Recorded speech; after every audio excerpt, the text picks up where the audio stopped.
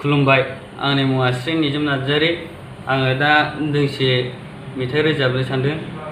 दा बेनि खननायनि गेजेराव सुर सिख्लाफ्रा गोरोन्थिफोर जाबायबायोबा निमाहा होगोन होननानै आं मिजिंथिनाय थाबाय।